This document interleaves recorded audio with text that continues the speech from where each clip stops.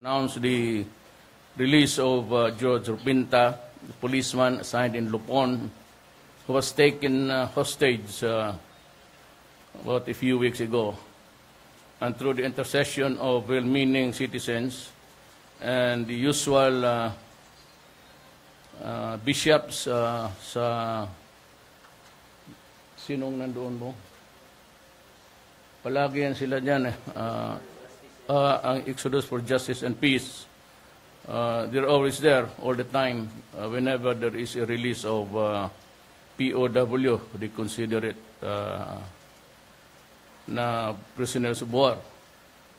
Actually, whatever is the category, I'd like to thank the Communist Party of the Philippines, the NDF and the CPP and PNDF combined for the humanitarian gesture of releasing a policeman taken hostage. Wala namang kasalanan to except to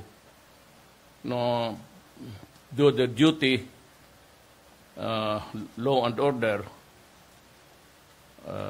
Saka maganda ang, well, of course, I would have to say, because I should share it, that I see it rather, that all prisoners of war have been treated well in accordance with the conventions of Geneva, and for that I also would like to acknowledge their respect for the law. At wala naman talagang itong isang buhay kung papatayin mo lang. So nandito si George is suffering from, maybe I would like to say that I forgot the, what is arteriosclerosis or something. My heart condition ito siya. Good na ni-release ninyo kasi kung namatay ito sa kamay ninyong mga kaibigan ko, magkakaroon tayo ng problema, at least sa mga police. Well, anyway, yung mensahe ninyo sa akin for the resumption of the talks, let me say this very carefully. Sa inyo yan Sa inyo yan. Kasi when I became mayor, there were so many demands, and I conceded and even appointing people from the left to join the government. And I released almost something like 25 prisoners of war also doon sa Bilibid. Kasi ang gusto nyo apurahan. And there are things which I cannot concede alone, because I am not the only one in control of this government. I share power with Congress and the Supreme Court. So, do not ask for something in a hurry, and for those which are not really acceptable to the other branches of government. Mahirap yan. Pag-usapan natin yan ng masinsin. Do not be in a hurry, because we have been fighting for the last 50 years. And you just cannot ignore that period of violence and killing on both sides. And you have to consider also the position of the military who invested, and the police who invested lives there. Ang kinapital nila dyan, buhay. So hindi ako basta-basta makapasok, because kaya nga nagsabi, authoritarian, autocrat. Hindi nga pwede yan The fact alone that I cannot operate by myself would indicate that there is something more to be done. That's just, there is more than what meets the eye. There are things which has to be done. We have to be clear it with the Speaker periodically and the Senate President. So that is how it operates here. Now, if you want to resume the talks, I am not averse to the idea, But let me sort out first the other branches of government. And they remove, it is not my own, hindi naman kayo tama na sabihin na ay torpedoed. Kung bakit itorpedo ko, why would I go into a rigmarole of appointing you every time they are rejected or bypassed by Congress? Gusto kong maglagay dyan because I have to hear both sides. Ang problema kasi, while we are talking, just full of threats about countryside, positioning, deployment of new People's Army soldiers in that and that. Ay, wala lang ako matapakan ko yung sapatos nyo, nagsusori ako. Inambos ninyo yung presidential convoy na saan ako maglanding sana. Wala naman kayo, hindi man lang kayo nagsorry. And every time that I break bread with you, I'm so courteous. Tapos, hirit ka agad. Hindi ito madadala ng hirit, ng init ng ulo. At it cannot be solved by harsh language na insultihin mo ang mga officials. It would just say, puta, ano, kung ayaw mo, pasupladuhan to eh. So, wag kayong pumatol ng kasupladuhan o yung sa akin. Kung palakihin ninyo, talagang walang mangyari. Might as well forget about the talks. Kasi walang resumption yan. The fact that they human rights, wala akong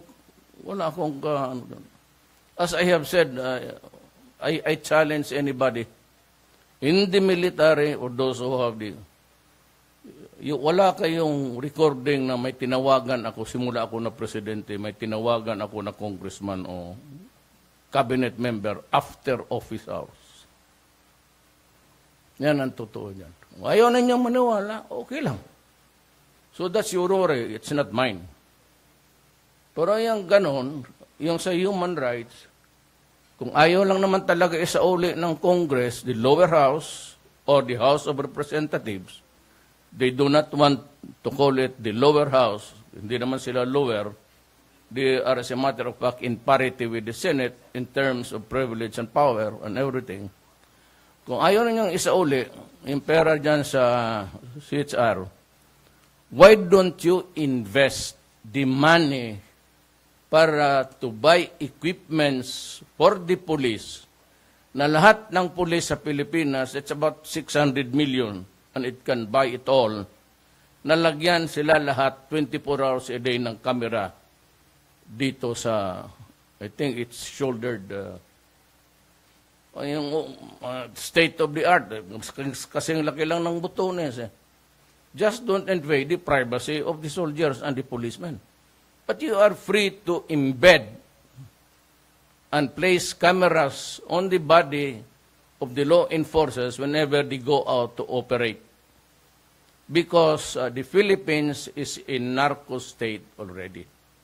The fact that you have mayors and everybody clinging to power in decades, it's because of pinapatay nila yung mga kalaban nila, there's no election, pati yung police na ayaw sumunod sa kanila, pinapatay nila, binabaon nila. Yun ang mahirap. So, let me be very clear on this. Nung sinabi ko, when I was campaigning, that I will kill anybody who would destroy my country and would kill you if you kill the youth of the land. I am referring not to teenagers without a sin. I am referring to the organized crime kasi ang shabu organized crime talaga yan. Hindi mahinto yung patayan. Because sasabihin ko sa kanila, yung mga big time, I am after for your neck. or next. Walang compromise yan. First of all, nagkampanya ako, that's why even on the debates, I was early in my summation because I just promised you some basic things which we badly need in this country. Corruption, drugs, criminality tied up with the economy. Criminality, lahat ng bribery, lahat ng corruption. I cannot back down on it. No way. No way. Tutuparin ko yung pangako ko sa Pilipino. Look, kaya nga ito si Gascon. Let me just tell the guy, for all of this, he is really a spokesman for the liberal and for the opposition who want me out of the presidency. I am inviting you to try it. Para makasubukan na tayo, try it. Kasi ikaw hanggang ngayon, puro ka teenager ng patay. Ngayon, bago ako umalis ng bahay, may ni-rape na naman bata. Nung isang araw, but 2 days ago, may isang adik, dinala niya yung anak ng kapatid niya. Doon, nakuha sa CCTV, tangan-tangan yung bata. Then, stayed there for a while, raped the child, 2 years old, lalaki, then chop it, nilagay niya sa bagahe. Araw-araw, and even in Marawi, there are hostages there by the terrorists, and they are raping the woman every day. Wala naman kayong human rights na kaminig na tama na. So you are concentrating, sumakay kayo sa linya ng political enemy. Yan ang problema. Kita mo nakatutok ang fire nila hanggang dyan lang, patay, bata, patay, bata, patay, bata. Forgetting all other crimes committed in the name of drugs. Ang biktima nito mga bata, and it is by the more than 10, 20 cases every day. And the human suffering in Marawi, including the Moro people. Hindi mo kayo nakasabi lang nakawawa naman, there has to be something. Or even try to worry about what will happen to the Moro people, to the Maraw after the war. Balabastain nyo, teenager, puta na political lahat. Why can't you move on to other issues that are besetting this country? Yun na lang. Basta kayo may mamatay na bata. Nangyayari yan. Nangyayari baski saan. Pero itong human suffering everywhere. Ito sabi ko nga sa Marawi, they've been hostage there. They're forced to marry the terrorists. And those who escape say that they are being raped araw-araw. Ginagawang konsumo sa hindutan. I don't know how many of those are really Moro ladies or Christian. It's not really, let's not go into the color of the tribe, but the fact that there are women suffering there. Wala naman nakasabi sa inyo na to appeal. Yan ang mahirap. Kabalik, ito si Gascon. Ilang araw na puro teenager, parang pedophile kang putang ina ka. Bakit ka mahilig masyado sa teenager? Are you? Nagdududa tuloy ako. Bakla ka o pedophile ka? Yan lang, nakatuto ka. Mabuti pa, I was listening to Gwen Pimentel. She had a good word for the policemen who are also suffering. Every day, a policeman dies. Hindi naman napapublish ng media. Not even ABS-CBN na mahilig O di 4 days ago, exactly where Kian died, there was an operation. Binaril sa ulo yung police. Because maraming droga. Just because there are some people who died there and even teenagers, it doesn't mean to say na you have to stop. We cannot stop. Otherwise, I will throw this country to the dogs. Hindi ko talaga pwede ituan to. This is my country and this is how I view it. It is destroying my country just like the South American countries. Tignan mo ang nangyari. Narco-politics. How long did it take them to get rid of that? Almost 100 years.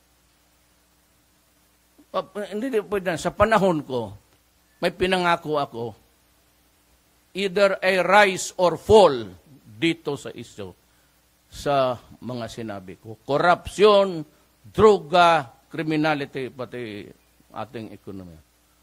Wala na. Ako, I need about, sabi nga ni Lorenzana, 50 billion would not be enough to rebuild Marawi. I was there. No, let me just answer yung sa mosque.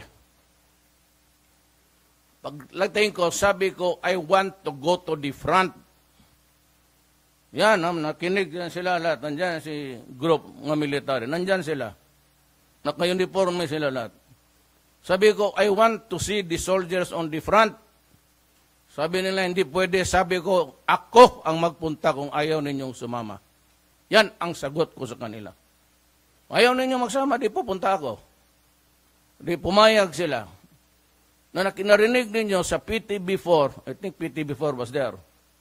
Yun lang ang camera na roon. Makita ninyo yung recoilless, bug, bug, bug, bug. There was a heavy exchange of fire. Marinig mo talaga. Maya-maya yung sa kabila, ang babala nag-ricochet. So sabi nila, tinulak nila ako doon sa mosque. Do I have the time to remove my shoes? In the first place, I went to Marawi not to enter a mosque. I went to Marawi to see the situation. Eh kung napilitan kami mag-cover kasi yung bala lumilipad, eh kung ayaw ng sundalo mamatay ako sa kamay nila, hindi ako. Maraming basag na buti, maraming bato. Ako pa nga nagsabi, linisan ninyo yan. Eh, kapag maghanap ka ng issue, why? Masama ba kay Allah na you seek shelter in His house so that you will not die? Bakit? Ikaw lang ba ang muro? O how about me? Can I not seek the help of Allah? Na magpasok ako kasi umuulan ng bala? Huwag kayo kung magsalita, gano'n na lang. Kasi wala kayo doon. Next time, kung matatapang kayo, total makapatid man natin yung kaaway, I hope yung iba hindi na. Marami yan, Indonesians, pati yung mga Arabo. Wala mo tayong pakialam sa kanila. Filipino tayo. The only thing there is si Magellan, kinuha niya yung Visayas, pati Luzon, when the Islam missionaries also took over Mindanao. Eh, pagkakapatid tayo, tapos ganun ang tingin ninyo. Magsabi ka na brother na puro man tayo Malay. Kaya nga magkamuka tayo.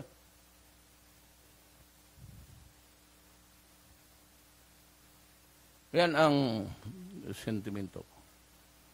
There are two bishops to see when they are here now. But I will down the rule. I will not. There will be no let-up in the fight against organized crime. Ang Shabu, organized crime talaga yan.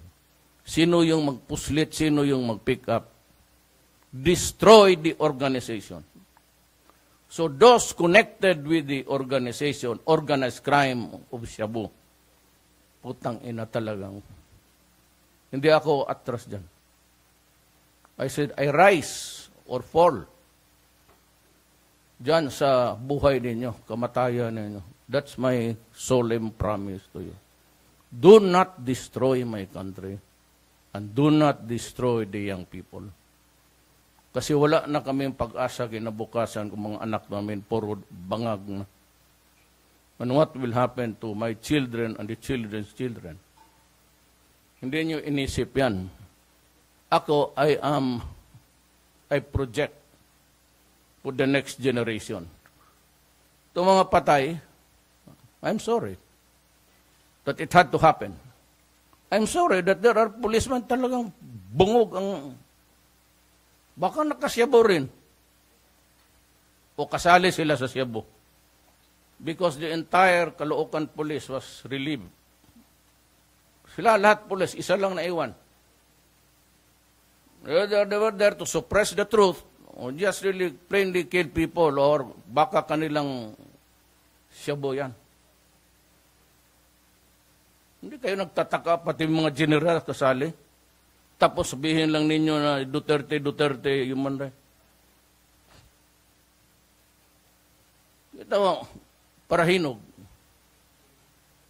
Pati pulis niya, ayaw niya, binatay, nilibing niya. Ngayon, pag they're digging the bones, na doon yung pulis. Udikta, Albuera, mayor, tapos sabi, pinatay, wala, hindi pa nga tapos yung trial. Bleeding hearts, umiiyak. Putang ina ninyo. Isali ko kayo. Ako basta, yan. Either you accept it as a fact of your life, now, today, or you will die of exasperation. Or you can kill me if you want. Feel free to do it. Basta wala tayong atrasan dito.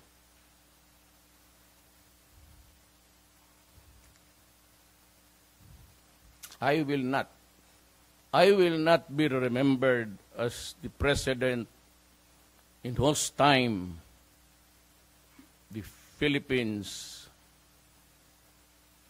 went to the dogs because of drugs. Di ko kayang tanggapin yan.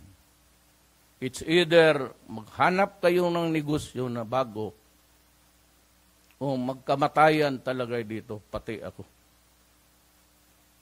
Mamili kayo. Ngayon, hindi ako nakikinig hindi na ako nagbabasa ng newspaper. Ngayon, kolumnista. You're oozing with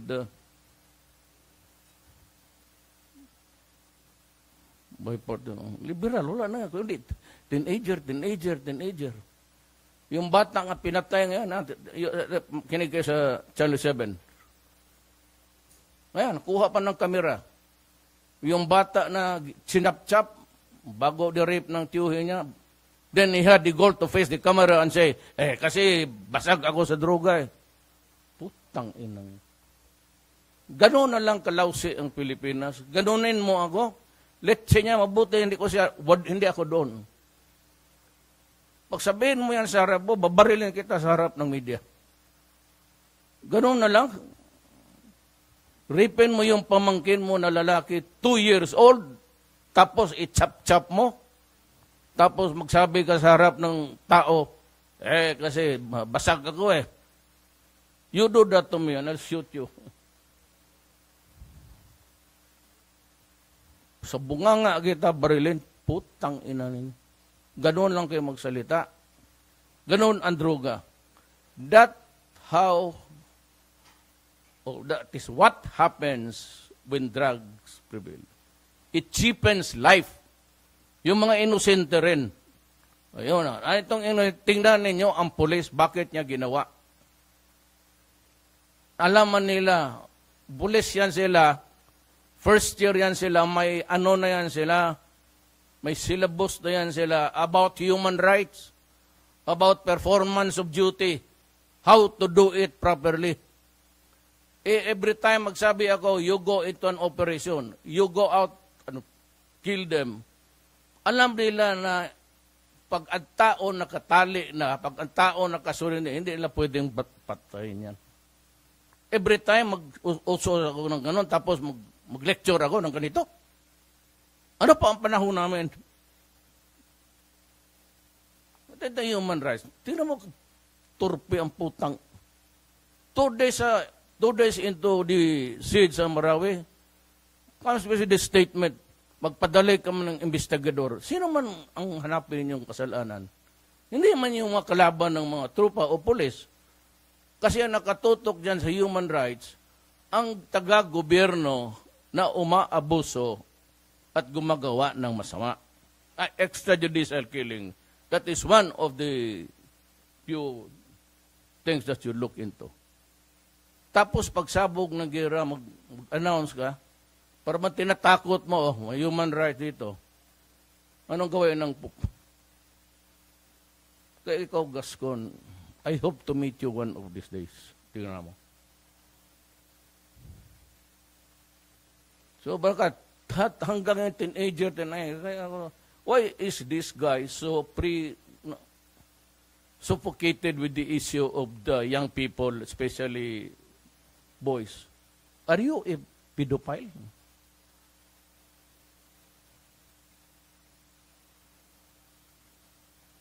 Mahilig ka sa mga bata. Halos na lang mag-iyak ka ng dugo. Of course, it's repugnant. Of course, it's. Pero teenager ka ng teenager. Hala, araw-araw. You are so fixated with the death of young male. Kaya nagdududa ako, pedophile kang gago ka. Thank you.